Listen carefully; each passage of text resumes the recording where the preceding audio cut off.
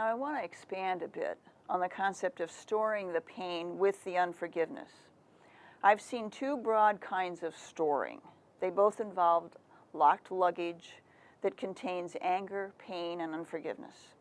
Most of the time, the fact that the baggage is there is at least subconscious, but we're not very aware of it.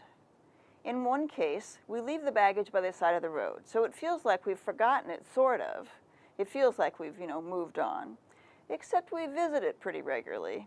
We probably function pretty well, maybe exceptionally well, on the outside, but now and then we overreact, or we get depressed, or something like that, or we keep it pretty well behind us until we're 35 or 45 or even 55, and then some crisis comes up that throws us back to that old stored baggage that we've left by the side of the road. And the other more extreme way to deal with locked baggage full of anger and pain and unforgiveness is to sit down with it and build a house around it, to develop a whole identity around one's pain, one's unforgiveness. I think we all know at least one person who's done that sort of thing, who's built their life around their pain. My point here is that there's not just pain in your heart, there's also unforgiveness. The pain wouldn't be such a problem if there had been a process of forgiveness applied at the time. And there are usually reasons why we didn't do it at the time, but we're in a torturer's den until we forgive our brother, our parents, or ourselves from our hearts. That torturer's den is all the consequences of unforgiveness, and I could make a list of them, but you can probably do that yourself. Let me sketch out a couple of scenarios where I think the key to emotional healing, or at least the beginning of it, is forgiveness. I was a psychotherapist for 20 years, so I'm going to talk as if someone has come to therapy. So if someone comes to me moderately depressed, says his boss just passed him over for a promotion, he tells me how hard he's worked for this guy. He says, it's just like my father. I always worked my butt off for the old man, but he never gave me so much as a thank you. Oh yeah, there was that one time when he was half drunk at Christmas when he told me what a good worker I was and he appreciated my work. But that was the only time. But, my dad did the best he could. His old man was a real drunk and left the family of 4 kids alone with mom when he was 12 years old. So I can't blame him. Of course, he's never apologized to me or recognized my need to have his affirmation and approval for just being me. Now, if my client could say all that to me, he's pretty perceptive.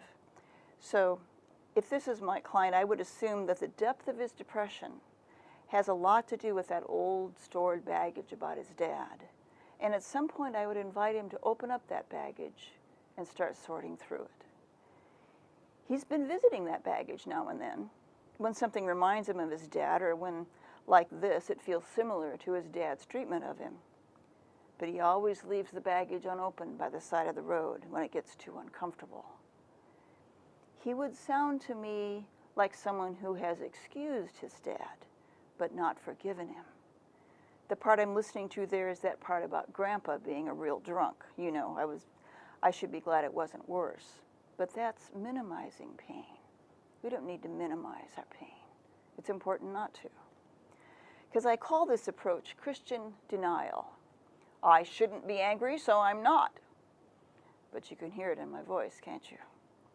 The truly Christian approach is actually much harder, because Paul says, be angry, but don't sin. We tend to be either angry and sinful or in denial and sinful, because if we're in denial, that anger comes out sideways. So I would invite this person to explore what's in that baggage. I'd ask him to talk about specific memories. I'd be looking for feelings of anger, shame, disappointment, self-punishment, feeling cheated, feeling worthless. If those feelings are there, they can probably be traced back to his father's emotional neglect and even emotional abuse. Obviously, this is a simplified example. Mom might play a big role along with siblings or peers, but just to keep it simple.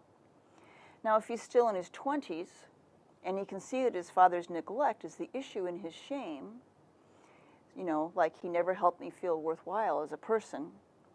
He sinned against me, so I assume something was wrong with me. If he can see that pretty quickly, he's in pretty good shape. He could go on to sort out the assumptions he's made based on those feelings of shame, and maybe in therapy or even with a prayer partner, he might be able to sort that out.